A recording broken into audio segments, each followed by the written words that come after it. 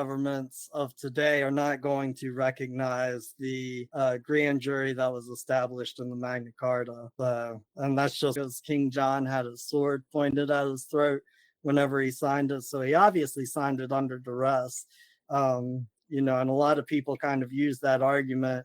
All I got to say is that after King John passed away, and King John passed away from a civil war within a year of signing the Magna Carta, and he died from dysentery because his castle was laid siege to. Basically, everybody was too afraid to go dump the crap over the castle walls because they were afraid that somebody was going to kill him. So he got sick and died from dysentery. Anyways, after that, pretty much every king for the next 150 years upheld the Magna Carta. They actually had it read. I think King Henry, which was pretty close to right after King John, but he would have the Magna Carta read at every church, every church meeting I know for at least the first 3 years that he was kind of in office. And he told everybody that his kingdom would respect the Magna Carta as good law. And, just goes to say, when everybody gets together and lays siege to the king's castle, because he's not respecting their law, I would say that every following king is probably going to respect that law for a little while. The thing is that because the Magna Carta was re-signed by another king within 100 years, and the one that was re-signed is kind of vastly different from the original Magna Carta. There are kind of a couple of key things in there that weren't reproduced in the the first kind of real recognized Magna Carta. So, but again, it's all of those documents, like the Magna Carta, the Constitution, the Confederate States, the Articles of Confederation, all of those documents are still ultimately just pieces of lambskin. They're still just pieces of parchment until it's actually enforced by people upholding the ideals and principles of them. So that kind of brings me to an interesting thing. Somebody was talking to me about, they sent me a message on Facebook asking where the line is between overthrowing the government and actually lawfully kind of enacting what the government is supposed to be.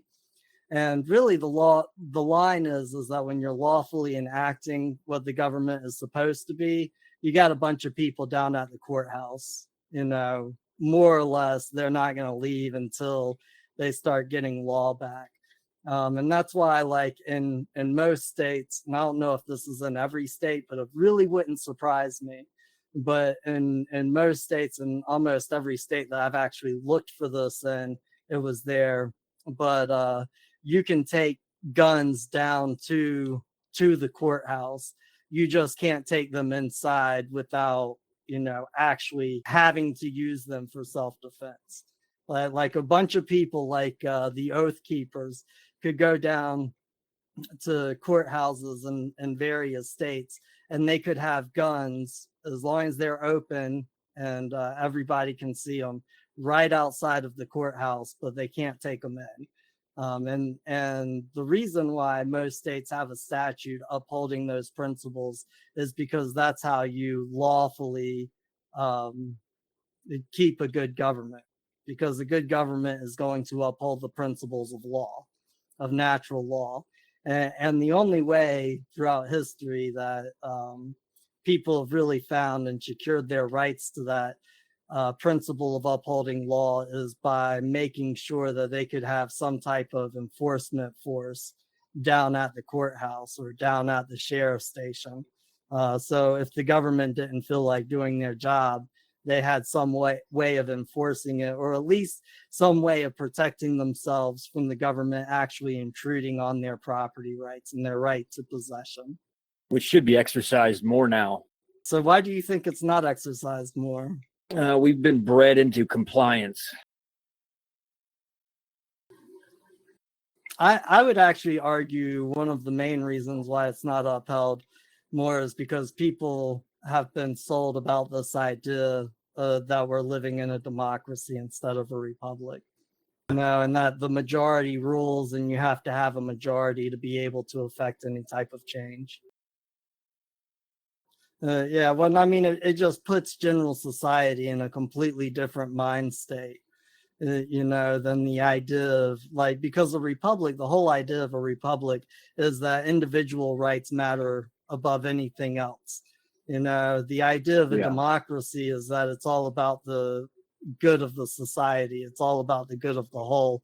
That's why a democracy is really easy to turn into a communist or socialistic state. You can't really easily turn a republic into a communist or socialistic state without turning it into a democracy first.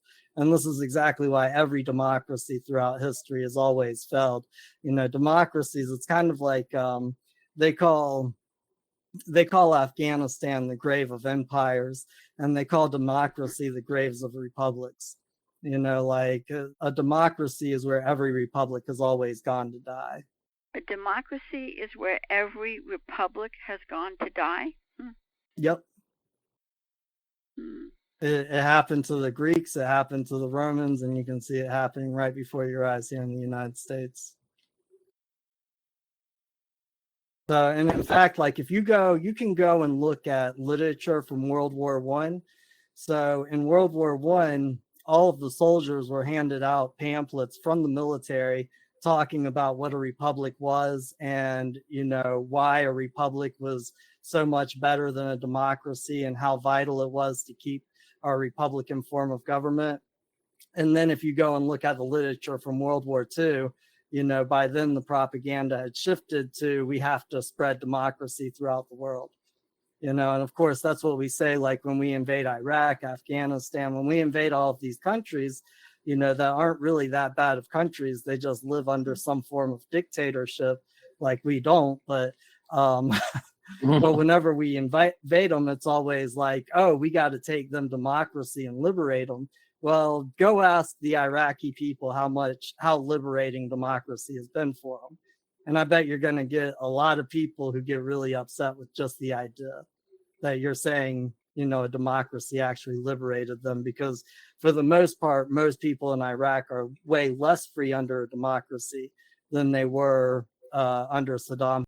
Merged over into democracy all of a sudden.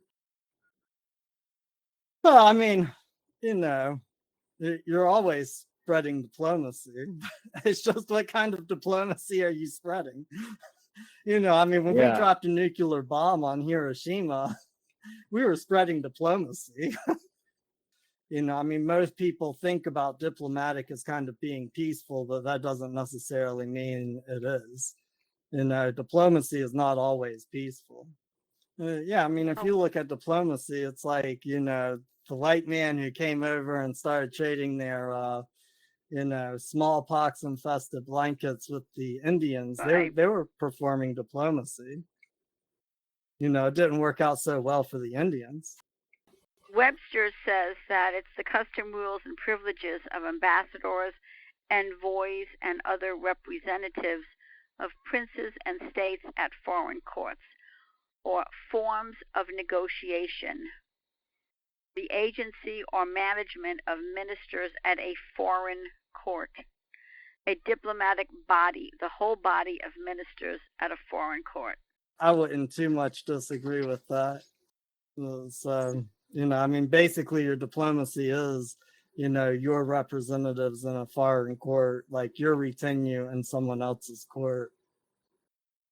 We got a hand up if you want to. Oh, shit, yeah. Yeah? All right. Sarah, you're unmuted.